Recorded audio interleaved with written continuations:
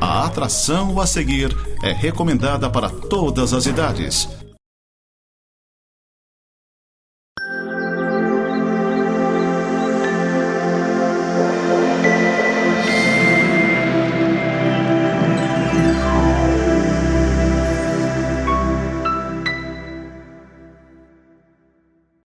Olá, seja bem-vindo ao programa Semeando para a Vida Eterna. Este é um programa da Igreja Presbiteriana de Lages. Nós estamos na rua Fausto de Souza, número 353, no centro de Lages.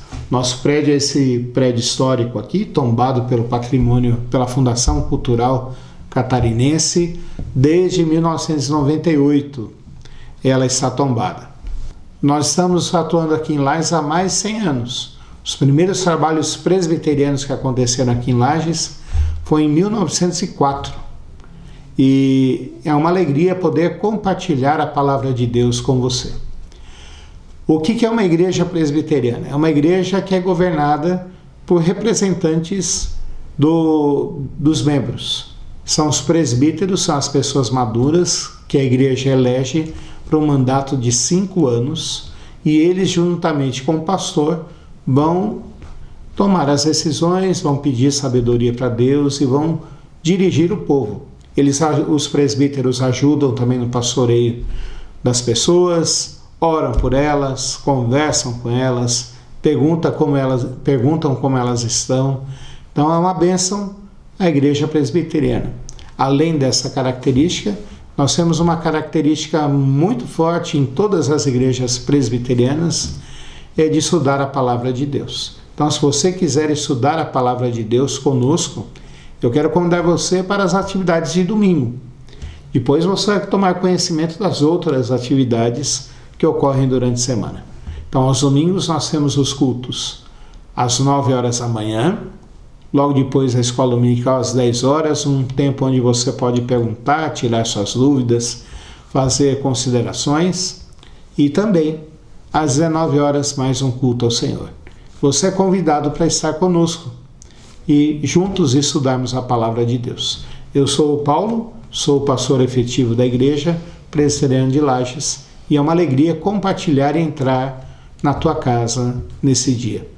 Eu queria orar juntamente com você. Senhor, nosso Deus e Pai, nós queremos te pedir e te suplicar que o Senhor fale no nosso coração agora, Pai. Que o Senhor nos dê entendimento, que o Senhor nos dê iluminação vinda de Ti, Pai, para que nós possamos juntos estudarmos a Tua Palavra e pensarmos sobre a morte de Cristo e como Ele se ofereceu por nós na cruz do Calvário. Abençoa-nos, Pai, é a nossa oração, em nome de Jesus Cristo. Amém. Algumas coisas que me chamam a atenção na vida. Pessoas de coragem. E eu quero começar falando disso, de pessoas de coragem, das mulheres. A maioria das mulheres tem filhos e elas são pessoas corajosas. Porque desde o início da gestação, desde o início da fecundação do óvulo, o corpo da mulher passa por transformações. Ela começa, o seu útero começa a crescer, ela começa a ganhar peso, depois são as suas mamas que crescem, seu quadril vai começando a ficar mais largo para que ela possa ter o filho. E tudo isso a mulher encara com muita coragem e sabendo das consequências que estão diante dela, sabendo que seu corpo nunca mais será o mesmo, sabendo que tudo que ela vai passar tem um fim proveitoso, que é a geração de uma criança, que é o nascimento de uma criança, e que esse filho ou filha vai ser educado por ela, vai ser amado, vai ser cuidado para o resto da sua vida. Eu admiro as mulheres por isso, pela sua coragem, pela sua determinação, pela sua vontade de fazerem isso. E eu queria ler um texto hoje com vocês que mostra que Jesus Cristo se ofereceu por mim e por você. Ele teve coragem, ele quis, ele voluntariamente deu a sua vida por mim e por você, mesmo sabendo de tudo o que iria acontecer com ele. Está aqui no Evangelho de Marcos, capítulo 10, dos versículos 32 ao 34. E diz assim o texto: E estavam de caminho subindo para Jerusalém, e Jesus ia adiante dos seus discípulos. Estes se admiravam e os seguiam tomados de apreensões. E Jesus, tornando a levar à parte os 12, passou a revelar-lhes as coisas que lhe deviam sobrevir, dizendo: Eis que subimos para Jerusalém, e o Filho do Homem será entregue aos principais sacerdotes e aos escribas. Condená-lo-ão à morte, e o entregarão aos gentios. Hão de escarnecê-lo, cuspir nele, açoitá-lo e matá-lo, mas depois de 3 dias ressuscitará. Nós vemos aqui o texto bíblico falando sobre o sacrifício de Jesus Cristo na cruz do Calvário por mim e por você. Ele não fala aqui que Jesus Cristo foi pego de surpresa.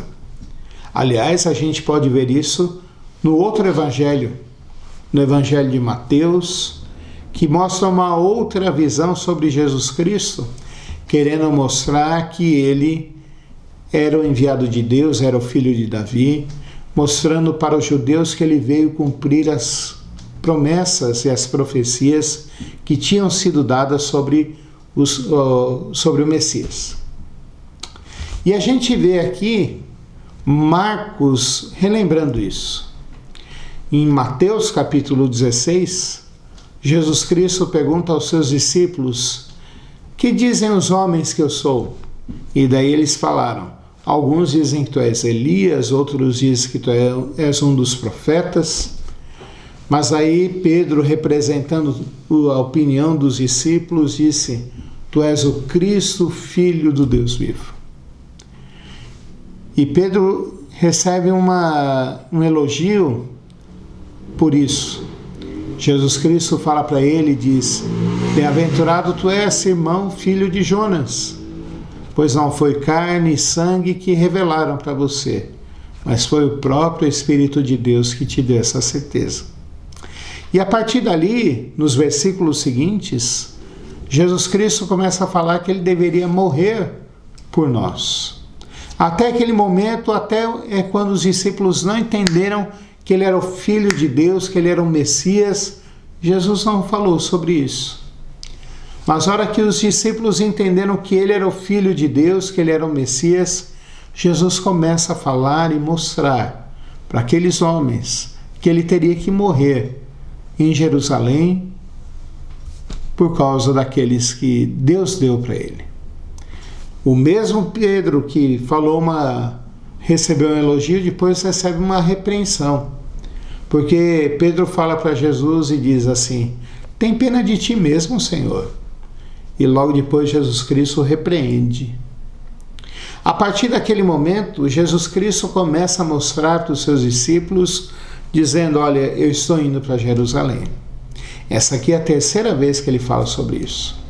E a gente vê aqui Jesus Cristo não como um fraco, mas Jesus Cristo como um vitorioso, como um forte, como aquele que veio para vencer. Ele vai à frente dos discípulos. Normalmente Jesus Cristo ficava atrás dos seus discípulos, mas dessa vez ele vai à frente. Ele segue à frente, liderando eles e falando assim: Eu tomo a frente agora. Jesus Cristo em nenhum momento foi pego de surpresa para morrer por nós na cruz do Calvário. Nós estamos entrando na Páscoa, na semana da Páscoa. Esse programa está indo no sábado, uma semana antes da Páscoa. Amanhã vai ser o Domingo de Ramos. As igrejas católicas vão comemorar a entrada de Jesus Cristo na cidade de Jerusalém, e o povo abençoando ele, dizendo que ele era o rei, o Messias. Mas Jesus Cristo sabia que aquilo não duraria muito e que ele seria morto. E o que me chama a atenção aqui é a situação que estavam seus discípulos, porque eles estavam muito temerosos. Eles sabiam que os líderes judeus, os religiosos da época, já tinham tentado matar a Jesus várias vezes. Mas ele todas as vezes conseguiu sair e não deixou com que eles o prendessem. Mas dessa vez Jesus Cristo sabia que iria morrer por nós na cruz do Calvário. Não só sabia, mas ele tinha planejado isso também.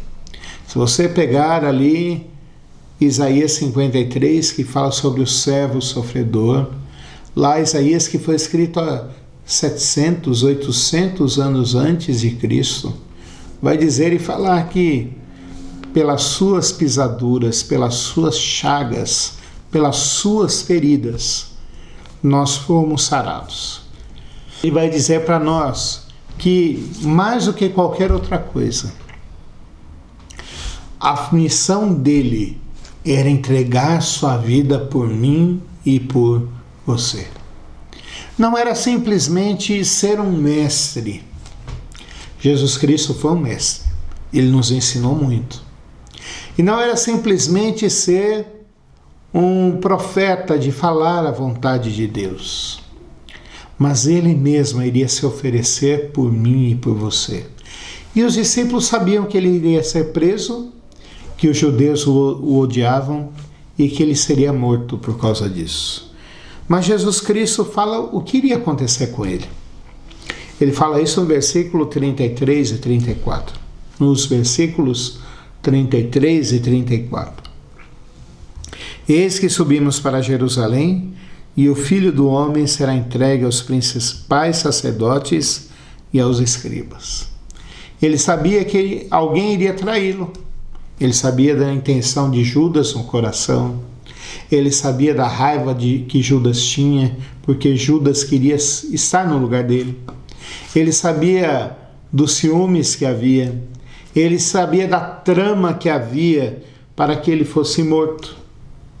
Jesus Cristo sabia de tudo isso, mas ele quis ir para lá. Ele sabia o que iria acontecer. Ele sabia que os sacerdotes e os escribas iriam prendê-lo. Ele sabia que iriam condená-lo. É isso que ele fala no versículo 33. Condená-lo-ão à morte. Ele sabia o que estava esperando por ele. Não foi uma surpresa. Na Páscoa, a gente não comemora simplesmente a ressurreição, mas a gente comemora também a morte de Cristo. E ele continua aqui, e o entregarão aos gentios.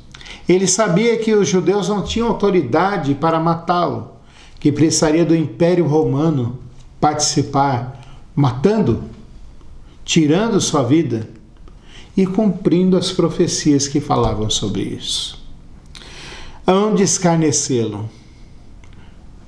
Meu amigo, minha amiga, talvez hoje em dia a gente tenha uma ideia do que é escarnecimento, porque essa palavra hoje para nós significa bullying. E nós vemos como que isso é mortal na vida das pessoas. Nós vemos adolescentes aí sofrendo de depressão, alguns chegam a tirar a sua vida, outros que sofreram bullying resolvem dar o troco diante disso e acontecem aquelas coisas monstruosas, como aconteceu lá na cidade de Suzano, há poucos anos atrás, no estado de São Paulo, onde que um adolescente foi lá, 2 adolescentes entraram numa escola estadual e mataram dezenas de pessoas. Jesus Cristo, que é o Santo dos Santos, ele que não tinha pecado, ele foi escarnecido. Como assim, pastor? Como assim, Paulo, ele foi escarnecido? Se você pegar os relatos da crucificação de Jesus Cristo, no Evangelho de Mateus, no Evangelho de Marcos, no Evangelho de Lucas, no Evangelho de João, você vai ver que as pessoas falaram para Jesus Cristo, salvou a tantos e não consegue salvar a si mesmo. Não consegue salvar a si mesmo. Outros disseram, se tu és mesmo filho de Deus, desce daí e te salva. O ladrão que estava do lado dele escarneceu dele. Se não bastasse as palavras, cuspiram nele. E eu não conheço ofensa maior do que levar uma cusparada de alguém. Mas Jesus Cristo, que é o onipotente, que é aquele que fazia o mar e os ventos se calarem, que é aquele que transformava água em vinho, que é aquele que curou leprosos, que é aquele que ressuscitou a Jairo, a filha de Jairo, que ressuscitou a outras pessoas. Ele ouviu isso, sofreu isso, porque o seu objetivo maior era fazer com que nós tivéssemos a vida eterna, com que nós tivéssemos os nossos pecados perdoados. Jesus Cristo falou em João capítulo 10, versículo 10, eu sou o bom pastor da sua vida pelas suas ovelhas. Mas não parou aí. Ele continua dizendo o que iria acontecer com ele. Iriam açoitá-lo. O segundo pior castigo que poderia haver para os romanos era o açoite. Uma quarentena -1. Mas se não pense no açoite como a gente pensa hoje em dia, numa cinta larga que alguns pais ainda batem nos seus filhos. Não. Pense numa corda feita de várias tiras, e na ponta dessa corda de couro, na ponta dessas tiras, haviam dentes caninos de animais, para a hora que batessem na pele, tirassem carne, tirassem pele, e sangrasse muito. Jesus Cristo sabia tudo o que iria passar, mas ele não se evadiu, ele não fugiu. Ele não fez como algumas pessoas querem fazer, que quando são denunciados querem fugir. Jesus Cristo encarou tudo isso para que eu e você pudéssemos ter vida. E é isso que é a Páscoa. É isso que Jesus Cristo quer fazer por nós. Jesus falou assim: me matarão. Jesus Cristo ficou pendurado no madeiro durante 6 horas, das 9 horas da manhã até as 15 horas. Normalmente uma pessoa demorava dias para morrer crucificado, mas Jesus Cristo morreu por nós, sofrendo a pior morte, a primeira pior sofrimento que o Império Romano colocava como castigo. Se o segundo era o açoite, o primeiro era a morte de cruz. Seus nervos foram rompidos. Os que não foram rompidos foram esmagados. A posição fazia com que o seu pulmão enchesse de sangue e ele não pudesse respirar direito. Faltava para ele como se segurar, porque os seus pés também tinham um cravo nos seus pés, um prego nos seus pés. Mas ele enfrentou tudo isso de bom grado, como vitorioso, para morrer por mim e por você. Ele falou: Pai, eu entrego a Ti a minha alma. Jesus Cristo sabia o que iria sofrer e Ele quis morrer por mim e por você. Como a mulher que, ao ter seu óvulo fecundado, ela sabe o que vai acontecer na vida dela. Jesus Cristo também fez isso. Mas havia uma promessa que os discípulos não entenderam. Lucas registra essa mesma conversa no capítulo 18 do seu Evangelho, dos versículos 31 ao 34. E ele é o historiador do Novo Testamento. Ele diz no início do seu Evangelho que fez apurada pesquisa para escrever o seu Evangelho. E ele diz que os discípulos não entenderam isso. E é verdade isso. Eles não entenderam que a última parte também aconteceria, que ele seria ressuscitado depois de 3 dias.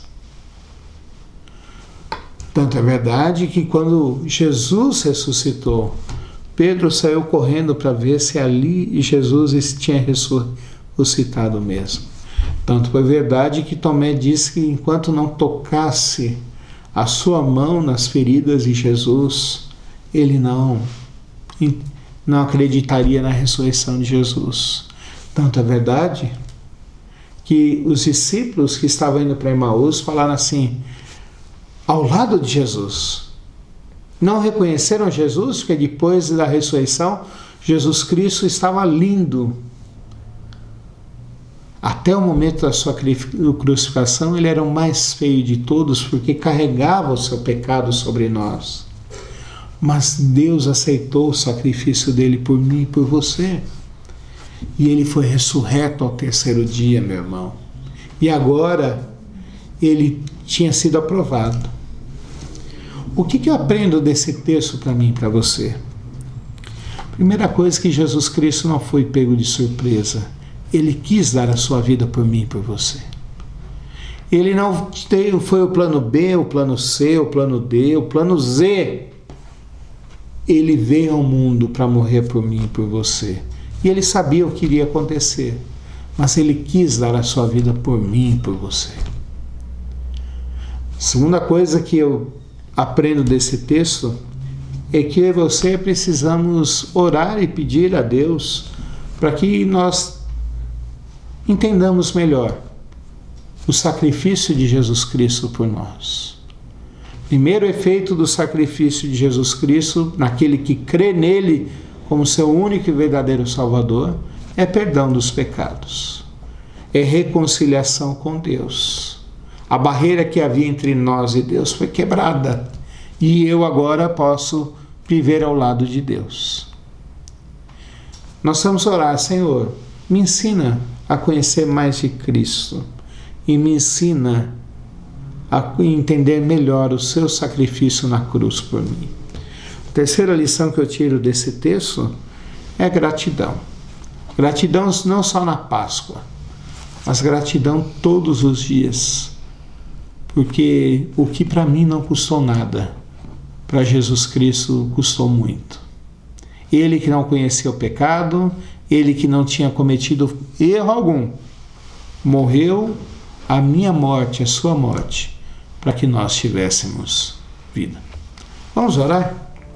Senhor nosso Deus e Pai, nós queremos te agradecer por este momento, por nós podermos meditar na Tua Palavra. Queremos te agradecer porque estamos comemorando a Páscoa e a morte de Cristo. Que o Senhor fale ao nosso coração, que o Senhor demonstre, Pai Santo, o Teu poder, a Tua bondade e a Tua misericórdia sobre nós. Abra os nossos olhos para que a gente entenda quem Jesus Cristo é. Nos dê gratidão, Pai Santo, pelo Seu sacrifício, por tanto amor que Ele derramou na nossa vida, Pai. Cuida de nós nessa semana, cuida do nosso coração, cuida da nossa família, cuida do nosso viver, Pai. É a nossa oração, em nome de Jesus Cristo. Amém. Convido você para continuar vendo o programa Semeando para a Vida Eterna. Aí visitar a Igreja Presbiteriana de Lages. Nessa semana de Páscoa nós vamos ter apresentações especiais nesse domingo agora, dia 13, e vamos ter também no dia 20. E convido você para continuar com a programação da Nova Era TV. Um abraço, Deus te abençoe.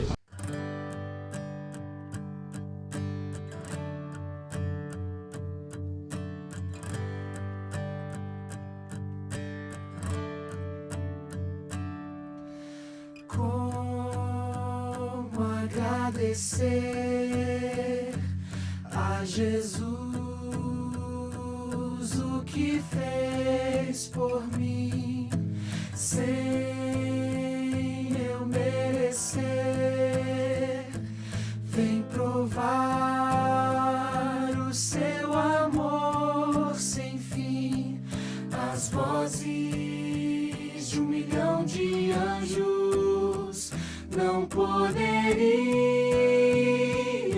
expressar a gratidão que vibra em meu ser, pois tudo devo a ti. A Deus seja a glória, a Deus seja a glória, a Deus seja a glória pelo que fez por mim, com seu sangue lavou-me, seu poder transformou-me. A Deus seja a glória pelo que fez por mim. Quero entregar, Senhor, a minha vida em tuas mãos, e quero dar